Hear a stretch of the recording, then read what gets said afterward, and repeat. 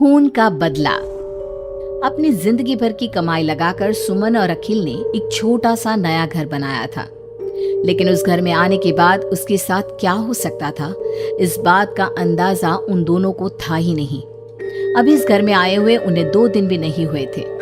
एक शाम जब अखिल घर में नहीं था तो किचन में खाना बनाते वक्त सुमन को ऐसा लगा जैसे किचन की दीवार के पीछे से किसी के बात करने की आवाज आ रही थी। कौन हो सकता है यहाँ पर? इतना धीरे धीरे कौन बात कर रहा है? सुमन दीवार से कान लगाकर बात सुनने की कोशिश करती है, लेकिन उसे कुछ सुनाई नहीं देता। तभी अचानक घर की लाइट चली जाती है और दरवाजे पर जोर जोर से दस्तक देने की आवाज आती है। सुमन दरवाजे की तरफ दौड़ कर जाती है, लेकिन दरवाजा खोलने से पहले कोई आवाज उसके कान में धीरे से सुनाई पड़ती है। सुमन, मैं यहाँ हूँ, तुम्हारे घर में। सुमन जोर से चीखती है और दरवाजा नहीं खोलती।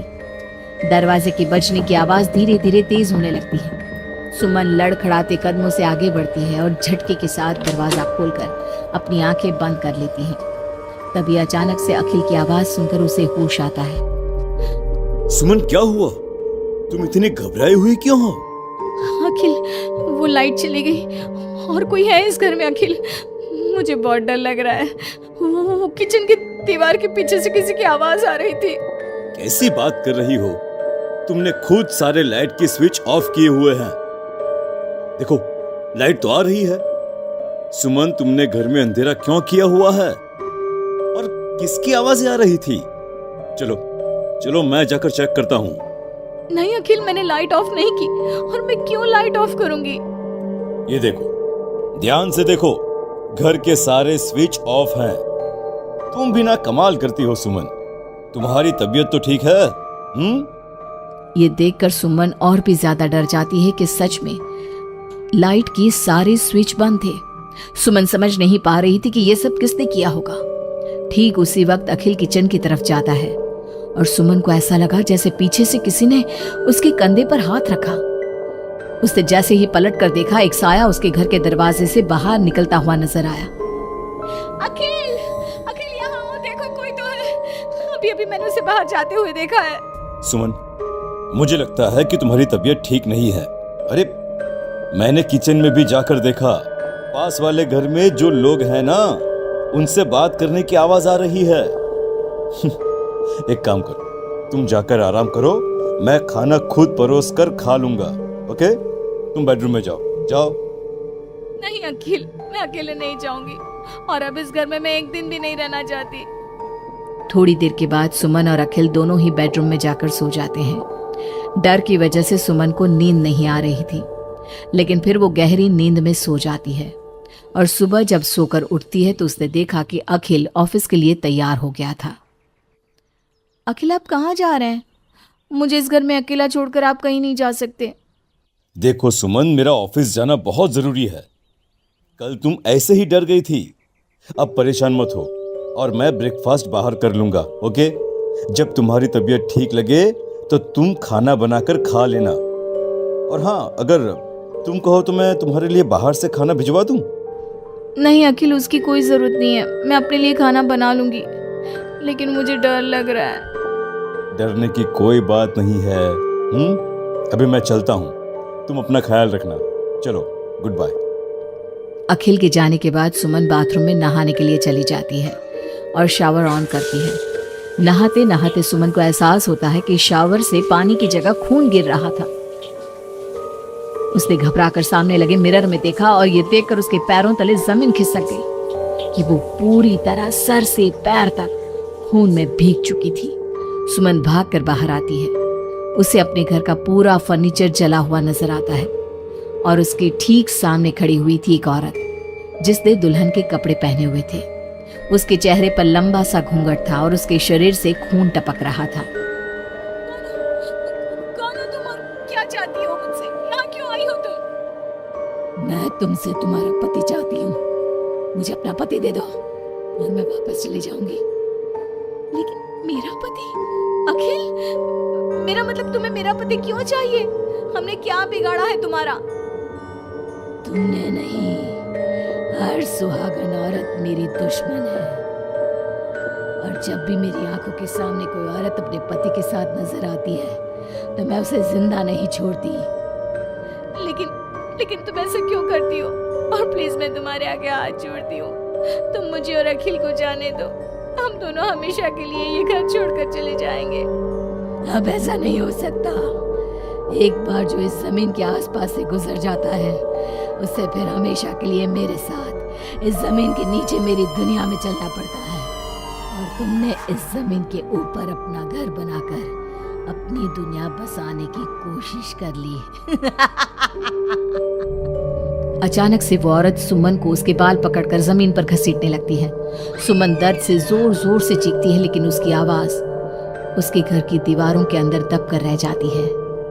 अब बाकी दूसरी औरतों की तरह मैं तुम्हें भी इस घर की दीवारों के नीचे दफन कर दूंगी और तुम्हारे पति को हमेशा के लिए अपना पति बना लूंगी। जानती हो, मेरी भी शादी हुई थी, लेकिन शादी के ठीक बाद मांग में सिंदूर भरकर मेरे पति ने गला घोट कर मेरी हत्या कर दी और इस जमीन के नीचे मुझे गाड़ दिया। बस तब से मेरी आत्मा यही भटक रही थी। मुझे भी सुहागन बनना है, मुझे भी पति चाहिए। छोड़ दो मुझे प्लीज, मुझे जाने दो। देखो तुम्हें पति चाहिए, तुम किसी और को अपना पति बना लो। मुझे और अखिल को जाने दो यहाँ से। लेकिन वो औरत सुमन को लेकर वहां से गायब हो जाती है। शाम को जब अखिल ऑफिस से लौट कर आता है, डोरबेल बजाता है, तभी मुस्कुराते हुए सुमन दरवाजा खोलती है। दरअसल सुमन के शरीर के अंदर अब उस औरत की आत्मा थी, लेकिन अखिल का चेहरा देखते ही सुमन के शरीर के अंदर एक हरकत होती है और वो अचानक से नाराज हो जाती है। क्या हुआ सुमन, आज तो ठीक हो ना? तुम्हारी तबीयत भी ठीक लग रही है आज तो। गुड। मुझे नहीं पता था कि तू आने वाला है यहाँ, वरना तो मैं तेरी मौत का सारा इंतजाम करके रखती। क्या हुआ? अब मेरी बात का जवाब नहीं दोगी क्या? नाराज हो मुझसे किसी बात पर? हाँ? ऐसी तो कोई बात नहीं है। जाओ, डाइनिंग टेबल पर तुम्हारा फेवरेट खाना लगा दिया है, जाकर खा लो। हाँ, खुशबू तो बहुत अच्छी आ रही है। वैसे भी सुबह से कुछ खाया नहीं है। थैंक यू यार, मैं जल्दी से जाकर खाना खाता हूँ। ओके? अखिल जैसे ही खाने की कटोरी का ढक्कन हटाता है तो वो हैरान रह जाता है कि वहां पर सुमन का कटा हुआ हाथ था। उसमें पहनी हुई चूड़ियों से वो सुमन के हाथ को पहचान जाता है। खाने की जगह सुमन के शरीर के छोटे छोटे टुकड़े काटकर उस आत्मा ने अखिल के सामने परोस दिए थे। अखिल घबराकर वहां से भागने लगता है। तभी सुमन के शरीर में मौजूद वो आत्मा अपने असली रूप में आकर अखिल के सामने खड़ी हो जाती है।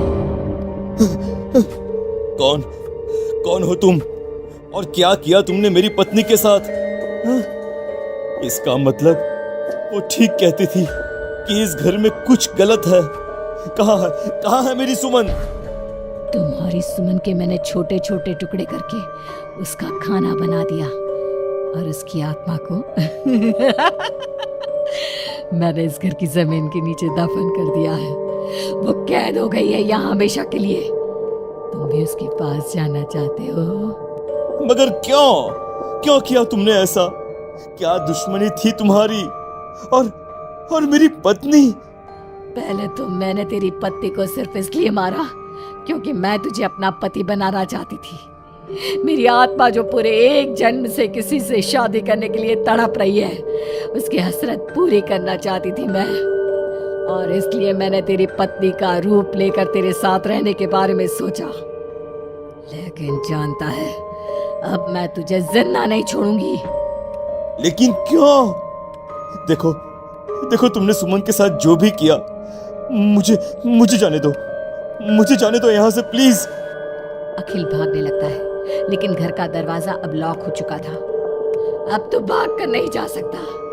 मेरे हाथ तेरे खून से रंगने के लिए बेचैन हो रहे हैं। मेरा गला सूख रहा है, अब उसकी प्यास तेरे खून से ही बुझेगी। अरे लेकिन क्यों? तुम्हारी आखिर मुझसे दुश्मनी क्या है? आत्मा अखिल की बात का कोई जवाब नहीं देती और अपने लंबे नाखून उसके गले में गड़ाकर उसके शरीर को खा जाती है और उसके बाद जोर से हंसते हुए कहती है, तेरा शरीर भले ही अखिल का शरीर है, लेकिन तेरे अंदर मेरे पिछले जन्म के उसी पति की आत्मा थी जिसने शादी से एक रात पहले गला दबाकर मेरी हत्या की।